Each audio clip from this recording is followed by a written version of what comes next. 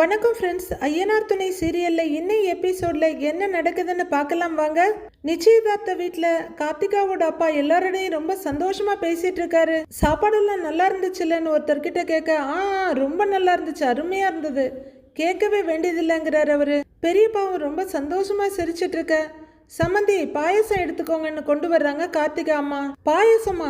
இப்பதானே சாப்பிட்டேன், சாப்பிட்டதே நெஞ்சு வரைக்கும் இருக்கே அப்படின்னு அவரு சொல்ல, பரவாயில்ல சம்மந்தி எடுத்துக்கோங்கிறாங்க கார்த்திகா அம்மா. என்ன எடுத்துக்கிறதா, எப்படி அப்படின்னு அவரு சொல்லிட்டு இருக்க, என்னங்க சம்மந்தி வீட்டுல கல்யாணம் நிச்சயம் பண்ணி இருக்கிறோம், சந்தோஷமான விஷயம், எடுத்துக்கங்க சம்மந்தி அப்படின்னு கார்த்திகாவோட அப்பா சொல்ல, தங்கள் உத்தரவு குடும்ப தங்கச்சி, சம்மந்தியே சொல்லிட்டாரு, அப்புறம் என்ன, ஐயா எடுத்துக்கங்க அப்படின்னு சொல்லி அங்க கூட்டமா இருக்கவங்க எல்லாருமே எடுத்துக்கிறாங்க. பொண்ணுக்கும் மாப்பிள்ளைக்கும் ஜோடி பொருத்தம் அமோகம் அற்புதமா இருக்கு அப்படின்னு மாப்பிள்ளையோட அப்பா சொல்ல, ஆமா ஆமா அப்படின்னு எல்லாரும் சொல்லிட்டு இருக்க, ரெண்டு பேரையும் ஜோடியா பாக்குறப்போ ஏன் கண்ணே பட்டிடும் போல இருந்துச்சு அப்படின்னு சோழனோட பெரியப்பா சொல்லிட்டு இருக்க, எல்லாருமே சந்தோஷமா சிரிக்கிறாங்க. கஸ்தூரி அவங்க ரெண்டு பேரையும் ஒன்னா நிக்க வச்சு திருஷ்டி சுட்டி போடுமா அப்படின்னு பெரியப்பா சொல்ல, சம்மந்தி சரியா சொன்னீங்க, நானே சொல்லலாம்னு இருந்தேன் அப்படின்னு அவர் சிரிக்க, எல்லாரும் கெக்க பிக்கன்னு சிரிச்சுக்கிட்டே இருக்காங்க. அப்போ நடேசன் அந்த பக்கமா சைக்கிளை தள்ளிக்கிட்டு போக பாக்குற அவங்க அண்ணன் ஒரு பார்வை முறைச்சு பார்த்துட்டு அப்படியே தங்கச்சிக்கிட்ட ஜாட காட்டுறாரு, அங்க பாருன்னு. அவங்களும் பார்க்க நடேசன் மெதுவா சைக்கிளை தட்டிட்டு ஸ்லோ மோஷன்ல போயிட்டு இருக்காரு.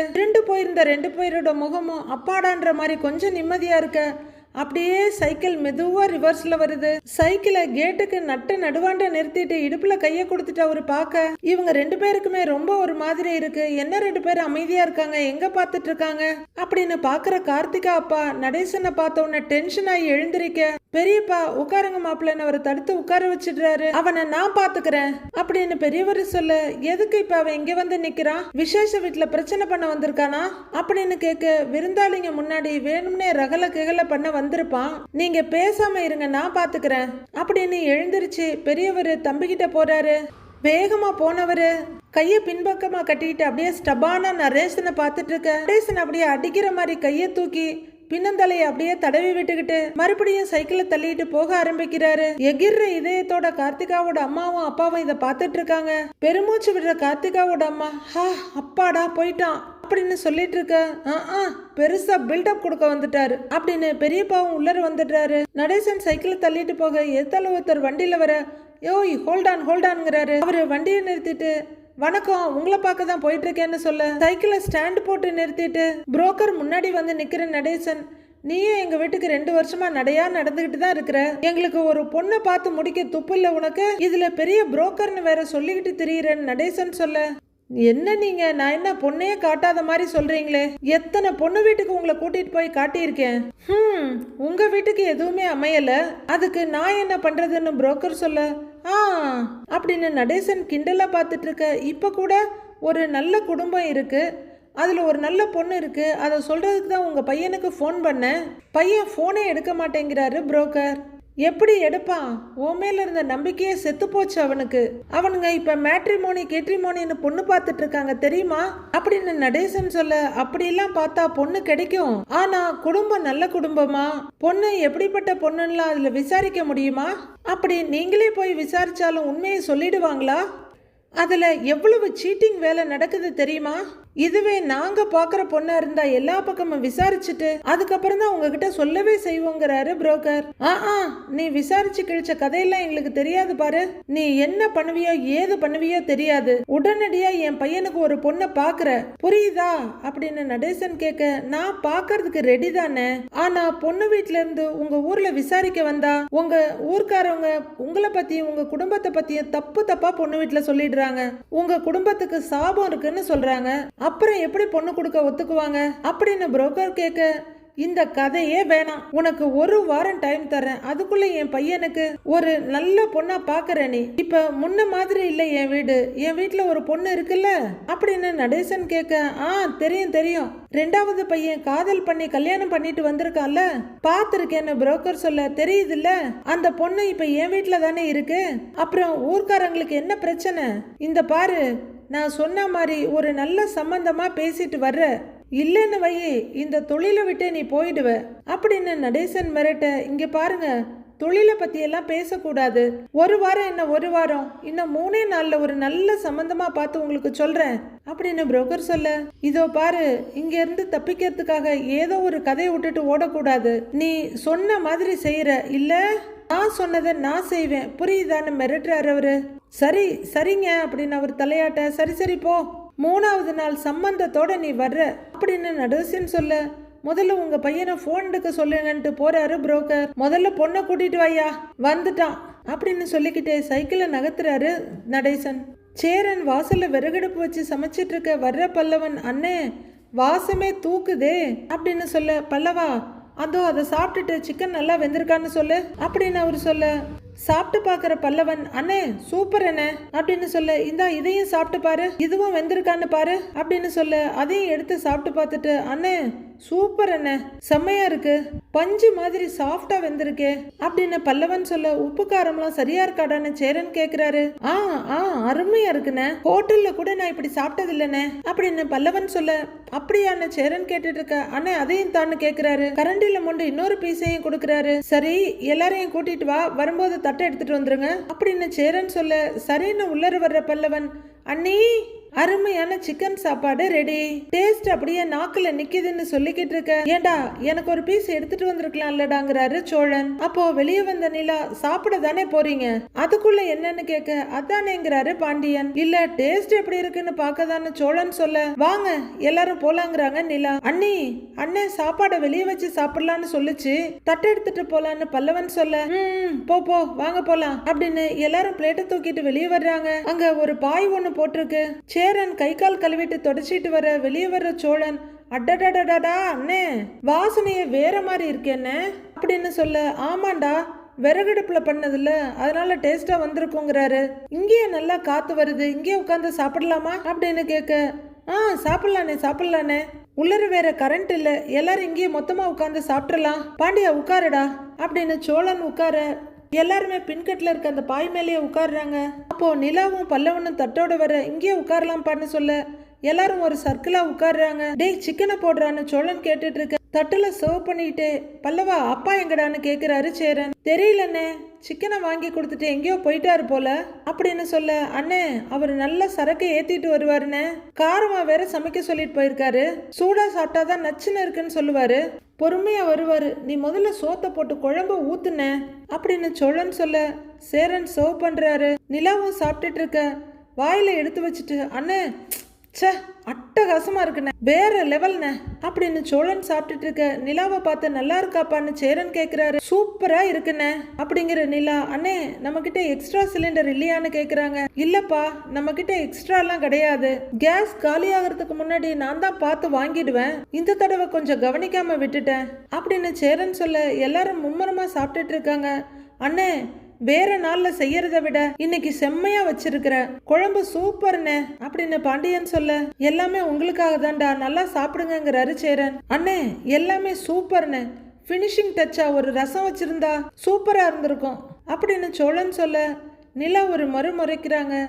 ரசம் வைக்க நேரம் இல்லடா, நேரம் ஆயிடுச்சு, தயிர் இருக்கு போட்டு சாப்பிடுறியா அப்படின்னு சேரன் கேட்க, இல்லைண்ணே எனக்கு அதெல்லாம் வேணாண்ணே அப்படிங்கிற சோழனும் பேச்சை நிறுத்திட்டு சாப்பிட எல்லாரும் சுறுசுறுப்பா சாப்பிடுறாங்க. அண்ணே நீங்களும் சாப்பிடுங்கண்ணே, நான் வேணா போடவான்னு நிலா கேட்க, இல்லப்பா நானே சாப்பிடுறேன் அப்படிங்கிற சேரனும் சாப்பாட்டை போட்டு குழம்பு ஊத்தி சாப்பிட ஆரம்பிக்கிறாரு. அவரும் ஒரு வாயில எடுத்து வச்சு பார்த்துட்டு, ஆமாண்டா நல்லா இருக்கு அப்படின்னு சாப்பிட ஆரம்பிக்கிறாரு. அண்ணே நான் 9ஆம் கிளாஸ் படிக்கும்போது ஒரு பொண்ணு என்கிட்ட நல்லா பேசும், திடீர்னு என்கிட்ட பேசுறத நிறுத்திட்டு வேற பையன்கிட்ட பேச ஆரம்பிச்சிடுச்சு.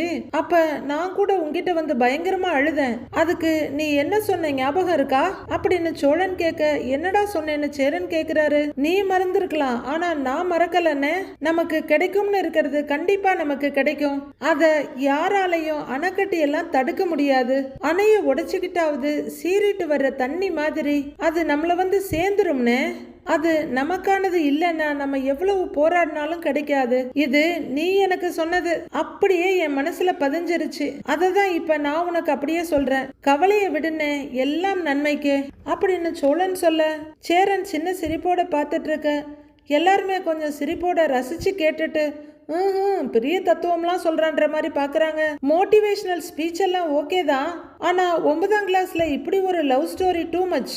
ஒருவேளை அந்த பொண்ணை பேசாம விட்டுருந்தாலும் நீ பேசாம விட்டுருந்திருப்பியா என்ன அப்படின்னு பல்லவன் கிண்டல் பண்ண. டேய் அப்படின்னு சோழன் மிரட்ட எல்லாருமே சிரிக்கிறாங்க. எல்லாருமே சந்தோஷமா சிரிச்சுக்கிட்டு சாப்பிட. என்னடா உங்களுக்கெல்லாம் இந்த மாதிரி கதையே இல்லையா என்ன?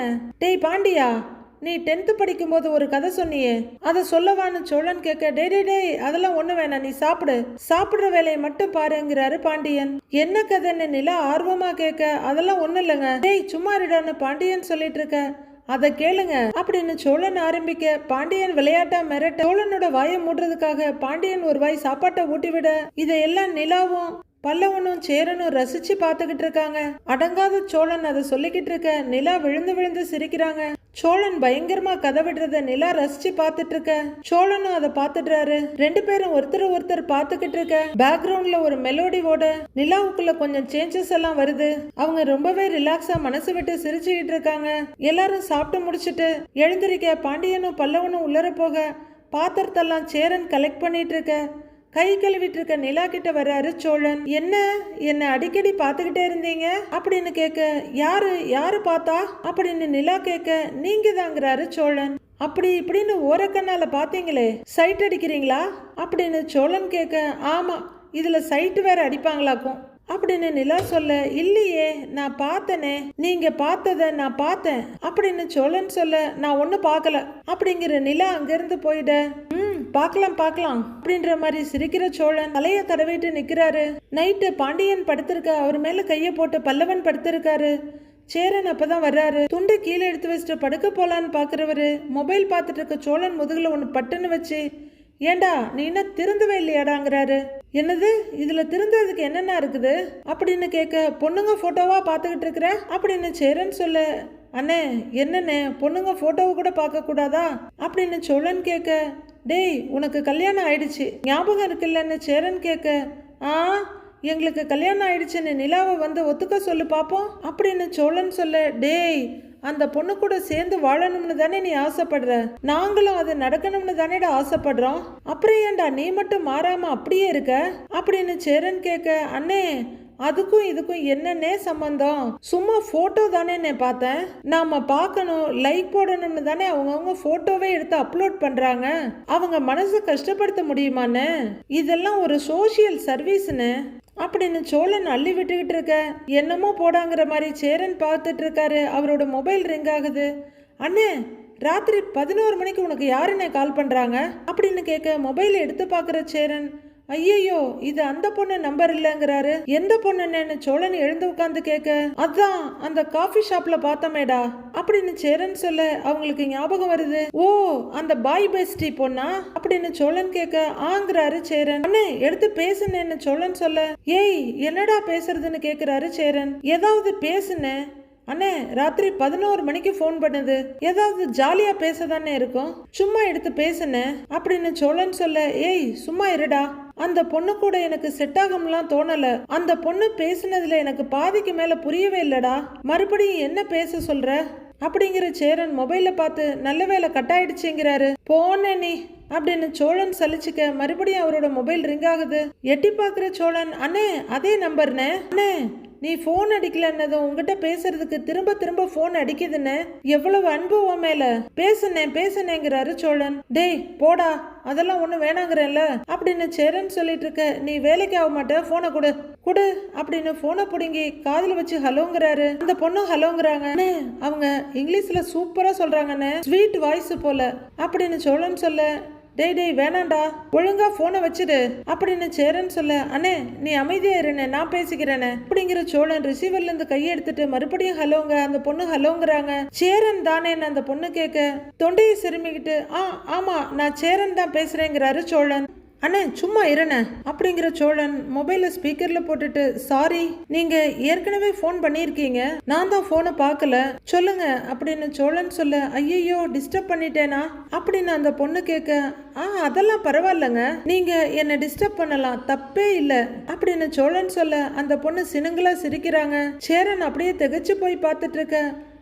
அப்புறம் சாப்பிட்டீங்களான்னு சோழன் கேட்க, ஃப்ரூட்ஸ் சாப்பிட்டேங்கிறாங்க அந்த பொண்ணு. ஓ டயட் அப்படிங்கிற சோழன் டயட்டா அப்படின்னு சேரன் கிட்ட சொல்லிட்டு சூப்பர் சூப்பர், நைட்ல எல்லாம் ஹெவியா சாப்பிடாம இப்படிதான் லைட்டா ஃப்ரூட்ஸ் மாதிரி சாப்பிடணும், அப்பதான் ஸ்கின் நல்லா பளபளன்னு இருக்கும் அப்படிங்கிற சோழன் அவங்க அண்ணன் கண்ணத்தை செல்லமா கிள்ளிட்டு ஏற்கனவே உங்க ஸ்கின் நல்லா பளபளன்னு தானே இருக்கு அப்படின்னு சோழன் சொல்லிட்டு இருக்க அந்த பொண்ணு ரொம்பவே வெக்கப்பட்டு சிரிச்சிட்டு இருக்காங்க. ஏய் என்னடா என்னடா இதெல்லாம் அப்படின்னு சேரன் வர அப்படியே லைட்டா கையில ஒதுக்கி விட்டுட்டு சோழன் மொபைலையே பார்த்துட்டு இருக்க. ஏங்க நீங்களும் அன்னைக்கு ரொம்ப ஸ்மார்ட்டா தான் இருந்தீங்க, உங்க ஹேர் எனக்கு ரொம்ப பிடிச்சிருந்தது, நல்லா மெயின்டைன் பண்றீங்க, ஓவராலாவே அழகா தான் இருந்தீங்க, I like you very much அப்படின்னு அந்த பொண்ணு சொல்லிட்டு இருக்க. தேங்க்ஸுங்கன்னு சொல்லிக்கிட்டு அவங்க அண்ணனோட முடியை தடவி கொடுத்துட்டு இருக்காரு சோழன். நீங்களே எனக்கு ஃபோன் பண்ணுவீங்கன்னு தான் நினைச்சேன், சரி பிஸியா இருப்பீங்க போலன்னு நினைச்சு நான் பண்ணினேன்னு அந்த பொண்ணு சொல்ல. நான் பிஸியா தான் இருக்கேன், ஆனா உங்களுக்கு பிஸி இல்ல அப்படின்னு சோழன் சொல்ல. இன்னைக்கு நல்லா பேசுறீங்க, அன்னைக்கு காஃபி ஷாப்ல ரொம்ப சைலண்டா இருந்தீங்க, இப்ப போன்ல ரொம்ப சூப்பரா பேசுறீங்க அப்படின்னு அந்த பொண்ணு சொல்ல.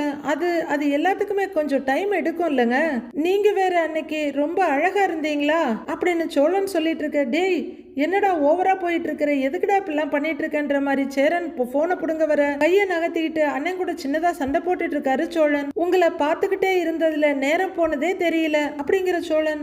பேசாம இரு, பேசிட்டு இருக்கேன்ல அப்படின்னு அண்ணனை வான் பண்றாரு. லைட்டா வெக்க சிரிப்பு சிரிக்கிற அந்த பொண்ணு, நாம வேணா இன்னொரு நாள் மீட் பண்ணலாமான்னு கேக்குறாங்க. எனக்கும் உங்களை பார்க்கணும் போலதான் இருக்குன்னு அந்த பொண்ணு சொல்ல. டேய் சோழா இதெல்லாம் வேண்டாம் அப்படின்னு சேரன் தடுத்துட்டு இருக்க. பண்ணலாமே அப்படின்னு சோழன் சொல்லிட்டு இருக்க. சேரன் சண்டை போட்டுட்டு இருக்காரு. டேய் என்னடா என்னாலெல்லாம் முடியாதுடான்னு சேரன் சொல்லிட்டு இருக்க. மீட் பண்ணலாம் அப்படின்னு சோழன் சொல்ல. தலையில கைய வச்சுட்டு சேரன் உட்கார்ந்துட. சோழனும் அந்த பொண்ணு மொபைல்ல பேசிக்கிட்டே இருக்காங்க. ரெண்டு பேரும் ரொம்ப நேரம் பேசிட்டு இருக்காங்க. அப்புறம் நான் அன்னைக்கே சொல்லணும்னு நினைச்சேன் அப்படின்னு சோழன் சொல்லிட்டு இருக்கவே மொபைல புடுங்குற சேரன் அதை வாங்கி ஆஃப் பண்ண. அண்ணன் என்னென்ன பண்ற அப்படின்னு புடுங்கிட்டு இருக்க.